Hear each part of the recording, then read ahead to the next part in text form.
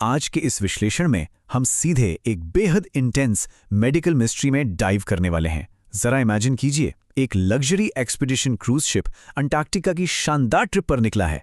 सब कुछ एकदम परफेक्ट है, लेकिन तभी अचानक एक बेहद रेयर और खतरनाक वायरस वहां एंट्री मार लेता है। तो आज हम स्टेप बाय स्टेप इसी इन्वेस्टिगेशन को डिकोड करेंगे कि कैसे एक छोटे से जीव से शुरू हुए इस वायरस ने एक पूरी इंटरनेशनल ट्रिप को रोक दिया और ग्लोबल हेल्थ एजेंसियों की नींद उड़ा दी। चलिए शुरू करते हैं। अब जैसे ही हम वायरस या आउटब्रेक सुनते हैं तो दिमाग में सबसे पहले कोविड-19 आता है, राइट? लेकिन रुकिए, WHO के डॉक्टर मारिया वैन केरखोव ने बिल्कुल साफ शब्दों में कहा था, ये कोरोना वायरस नहीं है, ये एक बहुत ही अलग वायरस है। और ये बात समझनी बहुत ज़रूरी है। देखिए, ये पैथोजन जानलेवा तो है, इसमें कोई शक नहीं, लेकिन इसके फैलने का तरीका हमारी हालिया रेस्पिरेटरी महामारियों से बिल्कुल अलग है। ये हवा में कोविड की तरह नहीं फैलता। भाग 1, क्रूज शिप संकट। तो चलिए सबसे पहले उस इंसिडेंट को समझते हैं जिसने इस ग्लोबल हेल्थ अलर्ट को ट्रिगर किया। ये कोई छोटी मोटी बात नहीं थी। 23 अलग अलग देशों के 147 यात्री और क्रू मेंबर्स बीच समंदर में इस गंभीर मेडिकल क्राइसिस में फंस गए थे। अब आपके दिमाग में भी यही सवाल आ रहा होगा कि चूहों से फैलने वाला एक दुर्लभ वायरस आखिर अंटार्कटिक क्रूज तक पहुंचा कैसे? मतलब ये तो इस पूरे मामले की सबसे बड़ी मिस्ट्री है।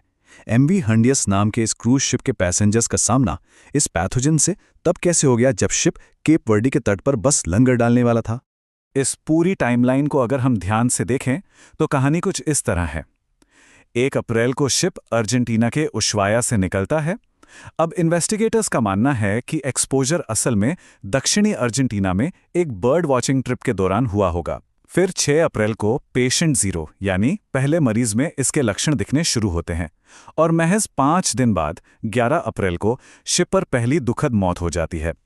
इसके बाद 24 अप्रैल को जब शिप सेंट हेलेना द्वीप पर रुकता है तो कुछ यात्री वहां उतरते हैं और यहीं से वायरस के इंटरनेशनल लेवल पर फैलने का एक बहुत बड़ा खतरा पैदा हो जाता है। अब जैसे ही सिचुएशन की गंभीरता समझ आई, एक्शन बहुत तेजी से लिया गया। समंदर के बीचों बीच इन्फेक्शन कंट्रोल प्रोटोकॉल्स ऑन कर दिए गए। यात्रियों को एक्सपोजर कम करने के लिए उनके कैबिन्स में ही रोक दिया गया। जो गंभीर रूप से बीमार थे उनका नीदरलैंड और दक्षिण अफ्रीका में मेडिकल इवैक्यूएशन हुआ। और हां, जो 30 यात्री पहले ही शिप से उतर चुके थे उनकी पूरी दुनिया में ग्लोबल कॉन्टैक्ट ट्रेसिंग शुरू कर दी गई। WHO और CDC दोनों ने मिलकर इसकी कड़ी इंटरनेशनल निगरानी की। भाग 2, एंडीज ट्रेन की पहचान। अब हम अपनी इस इन्वेस्टिगेशन को शिप से हटाकर थोड़ा माइक्रोस्कोपिक लेवल पर ले जाते हैं। आखिर मौतों के पीछे असली विलन था कौन? देखिए, आमतौर पर जो हिंता वायरस होता है ना, वो चूहों के मलमूत्र वाले दूषित कणों में सांस लेने से इंसानों में आता है। ये इंसान से इंसान में नहीं फैलता। लेकिन ये जो एंडीज स्ट्रेन है, जो मुख्य रूप से अर्जेंटीना और चिली में मिलता है, ये बिल्कुल अलग गेम खेलता है। ये रेयर केसेस में एक इंसान से दूसरे इंसान में फैल सकता है, खासकर तब जब लोग लंबे समय तक एक दूसरे के क्लोज कॉन्टैक्ट में हो। अब आप खुद सोचिए, क्रूज शिप जैसी बंद जगह में इसकी ये खूबी इसे कितना बड़ा खतरा बना देती है। तो वैज्ञानिकों को कैसे पता चला कि ये एंडीज स्ट्रेन ही है? इसके लिए मॉलिक्यूलर टेस्टिंग यानी RT-PCR और सीरोलॉजी का इस्तेमाल किया जाता है। आसान भाषा में समझें तो जब बीमारी अपने शुरुआती दौर में होती है तब मरीज के खून में वायरल RNA मौजूद होता है। इसी को डिटेक्ट करके इस बात की एकदम पक्की पुष्टि की जाती है कि यह हंता वायरस का कौन सा विशिष्ट स्ट्रेन है। लेकिन आपको क्या लगता है, ये टेस्टिंग कोई आसान काम है? बिल्कुल नहीं। लैब में काम करने वालों के लिए इन ब्लड सैंपल्स को हैंडल करना एक एक्सट्रीम बायोहैजार्ड रिस्क है। इसीलिए सैंपल्स को ट्रांसपोर्ट करने के लिए बहुत ही strict triple packaging protocol follow किया जाता है और इनकी जांच केवल मैक्सिमम बायोलॉजिकल कंटेनमेंट जोन्स में ही की जाती है। सेफ्टी से कोई समझौता नहीं। भाग 3, मेडिकल प्रोग्रेशन और मैनेजमेंट। चलिए अब देखते हैं कि ये एंडीज वायरस ह्यूमन बॉडी में एंट्री करने के बाद असल में करता क्या है। 35 से 50%। जी हाँ, ये आंकड़ा लिटरली रोंगटे खड़े कर देने वाला है।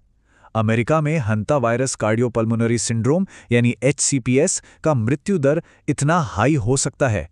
ये साफ दिखाता है कि अगर सही टाइम पर केयर ना मिले तो ये कितनी जानलेवा बीमारी बन सकती है। अब ये बीमारी आगे कैसे बढ़ती है इसे समझिए। पहले स्टेप में 1 से 8 हफ्ते का इंक्यूबेशन पीरियड होता है। आपको बस फ्लू जैसा बुखार और थकान लगेगी। आप सोचेंगे कि अरे नॉर्मल फीवर है। लेकिन फिर आता है स्टेप 2। अचानक आपके फेफड़ों में फ्लूइड या पानी बहुत तेजी से भरने लगता है, जिससे सांस लेने में भयानक दिक्कत होती है। और फिर स्टेप 3 में शरीर का सिस्टम पूरी तरह से इन्फ्लेमेटरी रिस्पॉन्स देता है, जिससे ऑर्गन फेल होने का खतरा बन जाता है। ये सब बहुत तेजी से होता है। तो डॉक्टर्स इसे मैनेज कैसे करते हैं? कड़वा सच ये है कि हमारे पास इसका कोई पक्का एंटीवायरल इलाज या कोई रेडीमेड वैक्सीन नहीं है। सारा फोकस अर्ली सपोर्टिव केयर पर होता है। अगर मरीज को सांस लेने में दिक्कत है तो तुरंत ऑक्सीजन थेरेपी और मैकेनिकल वेंटिलेशन दिया जाता है। किडनीज पर असर पड़ा है तो डायलिसिस किया जाता है। आईसीयू में लगातार 24 घंटे मॉनिटरिंग ही वो चीज़ है जो ऐसे केसेस में जान बचा सकती है। भाग 4, जलवायु और कृंतक पारिस्थितिकी। अब हम थोड़ा पीछे हटकर बिग पिक्चर देखते हैं। आखिर ऐसा क्या हो रहा है हमारे पर्यावरण में कि ये रेयर ज़ूनोटिक बीमारियां इतनी तेजी से सामने आ रही हैं? इसे एक इकोलॉजिकल चेन रिएक्शन की तरह समझिए। हो ये रहा है कि ग्लोबल वार्मिंग की वजह से दक्षिण अमेरिका का क्लाइमेट बदल रहा है। अर्जेंटीना के कुछ हिस्सों में अब ट्रॉपिकल यानी गर्म और नम मौसम हो रहा है। इसकी वजह से वहां नए तरह के पौधे और बीजों की अचानक से बम्पर पैदावार हो रही है। अब जब चूहों को इतना सारा खाना मिलेगा तो जाहिर है उनकी आबादी में भी भारी उछाल आएगा, राइट? और जब चूहों का ये दायरा बढ़ेगा तो उनका इंसानों से सामना होना भी लाजमी है। यही वो पॉइंट है जहां एक्सपोजर का रिस्क सबसे ज्यादा बढ़ जाता है। तो इसका सल्यूशन क्या है? एक्सपर्ट्स मानते हैं कि अब हमें वन हेल्थ अप्रोच अपनानी होगी।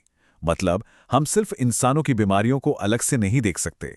हमें ह्यूमन हेल्थ, चूहों जैसी जानवरों की आबादी और हमारे बदलते इकोसिस्टम, इन तीनों को आपस में जोड़कर एक effective global health surveillance system बनाना ही होगा। भाग 5, सुरक्षित यात्रा और बचाव।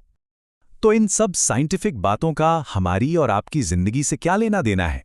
चलिए इसे कुछ बहुत ही प्रैक्टिकल और काम के सेफ्टी रूल्स में बदलते हैं, जिन्हें आपको जानना ही चाहिए। मान लीजिए आपको किसी ऐसी पुरानी, बंद या धूल भरी जगह की सफाई करनी है जहां चूहे हो सकते हैं। तो रूल नंबर 1, कभी भी सीधे सूखी झाड़ू मत लगाइए। ऐसा करने से वायरस हवा में उड़ सकता है। सबसे पहले जगह की खिड़कियां खोलें ताकि ताज़ा हवा आ सके। फिर उस जगह को ब्लीच और पानी के मिक्सचर से अच्छी तरह गीला करें। कुछ देर रुकें ताकि वायरस खत्म हो जाए। और हाँ, ये सब करते वक्त ग्लव्स और मास्क पहनना बिल्कुल मत भूलिएगा। और अगर आप ट्रैवल कर रहे हैं, किसी क्रूज पर जा रहे हैं या जंगल की ट्रिप पर हैं, तो ये बातें गांठ बांध लें। ऐसी जगहों पर जाने से बचें जहां हवा का आना जाना कम हो और चूहों के होने का शक हो। खाने पीने की चीज़ों को बहुत टाइट कंटेनर्स में बंद रखें। हाथों की साफ सफाई पर खास ध्यान दें। और सबसे इम्पॉर्टेंट, अगर किसी ट्रिप से लौटने के बाद आपको फ्लू जैसे लक्षण महसूस हों तो उसे हल्के में ना लें। तुरंत डॉक्टर के पास जाएं और उन्हें अपनी ट्रैवल हिस्ट्री ज़रूर बताएं। तो अंत में एक बड़ा सवाल हम सबको खुद से पूछना चाहिए। जैसे जैसे क्लाइमेट चेंज की वजह से जानवरों के रहने की जगहें बदल रही हैं, क्या हमारे ग्लोबल हेल्थ सिस्टम्स इतने तैयार हैं कि वो किसी भी नए वायरस को किसी इंटरनेशनल फ्लाइट या क्रूज शिप पर चढ़ने से पहले ही ट्रैक कर सकें? MV हंडिया की ये घटना हमें बताती है कि हमें अभी और भी बहुत कुछ करने की ज़रूरत है। इसी विचार के साथ आज का ये विश्लेषण हम यहीं समाप्त करते हैं।